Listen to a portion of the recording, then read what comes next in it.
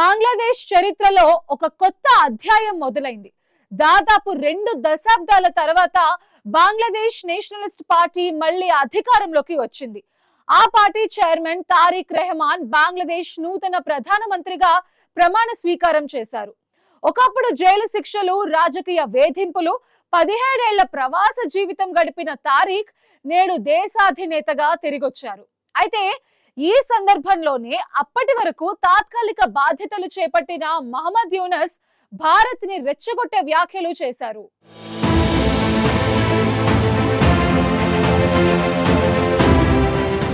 బంగ్లాదేశ్ రాజకీయాల్లో కీలక పరిణామం చోటు చేసుకుంది. బంగ్లాదేశ్ నేషనలిస్టు పార్టీ నేతృత్వంలో కొత్త ప్రభుత్వం అధికారంలోకి వచ్చింది.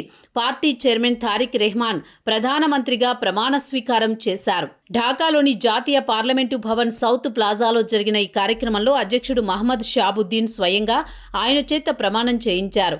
అనంతరం కొత్త కేబినెట్ సభ్యులు కూడా ప్రమాణం చేశారు. ఈ వేడుకకు అంతర్జాతీయ ప్రాధాన్యం కూడా లభించింది.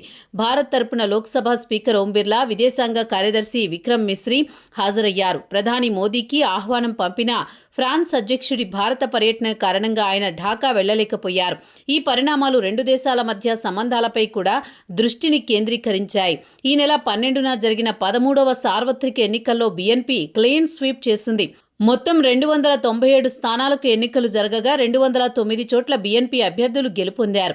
ఇది సాధారణ విజయం కాదని, రాజకీయంగా ఎన్నో సవాళ్లను ఎదుర్కొన్న పార్టీకి ఇది ఒక పునర్జీవనమని విశ్లేషకులు చెబుతున్నారు.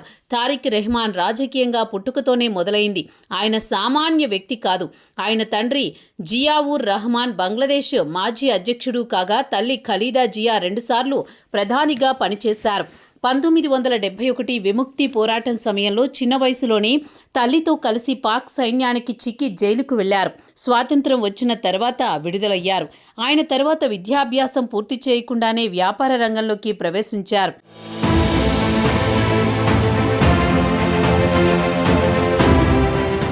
చదువు మధ్యలో ఆపేసి టెక్స్టైల్, వ్యవసాయ వ్యాపారాలు చేశారు. 2001-2006 మధ్య తన తల్లి ప్రధానిగా ఉన్నప్పుడు ప్రభుత్వంలో అనధికారికంగా కీలక పాత్ర పోషించారు. ప్రభుత్వానికి సమాంతరంగా పాలన సాగిస్తున్నారన్న ఆరోపణలు వెల్లువెత్తాయి. అవామీ లీగ్ అధికారంలోకి వచ్చిన తర్వాత ఆయనపై అవినీతి, క్రిమినల్ కేసులు నమోదయ్యాయి. ముఖ్యంగా 2004లో షేక్ హసీనా నిర్వహించిన ర్యాలీపై జరిగిన గ్రెనేడ్ దాడి కేసులో ఆయన పేరు ప్రస్తావనకు వచ్చింది. ఈ కేసులో దోషిగా తేలడంతో జీవిత ఖైదు విధించబడింది. అయితే అనంతరం బెయిల్పై విడుదలై 2008లో చికిత్స నిమిత్తం లండన్కు వెళ్లి అక్కడే స్థిరపడ్డారు. దాదాపు 17 ఏళ్ల పాటు స్వదేశానికి దూరంగా ఉంటూనే పార్టీ కార్యకలాపాలు నడిపించారు. 2009లో పార్టీ వైస్ చైర్మన్గా బాధ్యతలు స్వీకరించిన తారిక్ 2018లో ఖలీదా జియాకు జైలు శిక్ష పడిన తర్వాత తాత్కాలిక చైర్మన్గా వ్యవహరించారు. గత ఏడాది డిసెంబర్లో తన తల్లి అనారోగ్యంతో ఉన్నారని తెలిసి 17 ఏళ్ల తర్వాత తారిక్ మళ్లీ సొంత గడ్డపై అడుగుపెట్టారు. తల్లి మరణానంతరం చెల్లాచెదురైన బీఎన్పీ పార్టీ పగ్గాలు చేపట్టి అందరినీ ఏకం చేశారు. చిన్న పార్టీలతో పొత్తులు పెట్టుకుని బంగ్లా ఫస్ట్ నినాదంతో యువతను ఆకట్టుకున్నారు. నిరసనలు, హింసలతో అట్టుడుకుతోన్న బంగ్లాదేశ్ మళ్లీ ప్రజాస్వామ్య ప్రభుత్వాన్ని తీసుకువస్తానని ఆయన చేసిన వాగ్దానం ఓటర్లను కదిలించింది. ఫలితంగా తన తండ్రి స్థాపించిన పార్టీని 20 ఏళ్ల తర్వాత మళ్లీ అధికారంలోకి తెచ్చారు.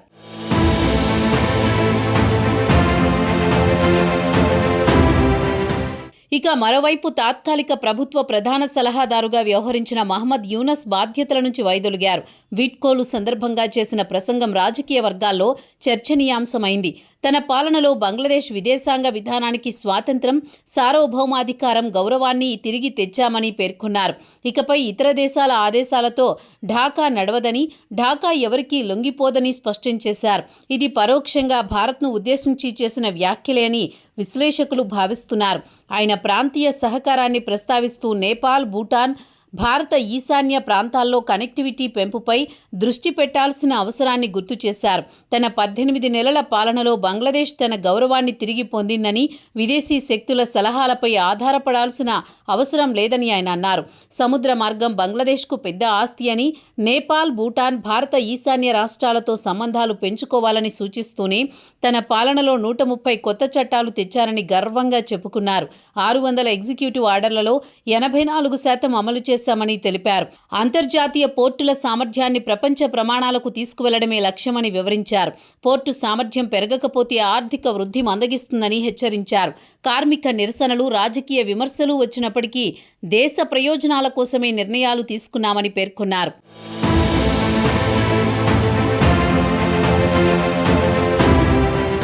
అయితే బంగ్లాదేశ్కు కొత్త ప్రధానిగా ప్రమాణ స్వీకారం చేసిన తారిక్ రెహమాన్ ఎదుట చాలా సవాళ్లున్నాయి.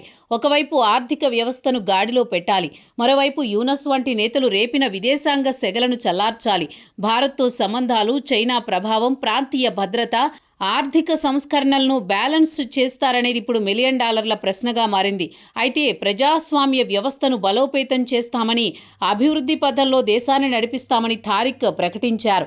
మొత్తంగా బంగ్లాదేశ్ రాజకీయాల్లో తారిక్ రెహమాన్ శకం అక్కడి రాజకీయాల్లో కొత్త అధ్యాయాన్ని ప్రారంభించింది. దీర్ఘకాల నిర్బంధం, ప్రవాస జీవితం తర్వాత ప్రధానిగా పదవిని అధిరోహించడం తారిక్ రాజకీయ జీవితంలో అతిపెద్ద మలుపు. ఇప్పుడు ఆయన తీసుకునే నిర్ణయాలపై దేశ భవిష్యత్ ఆధారపడి ఉంది.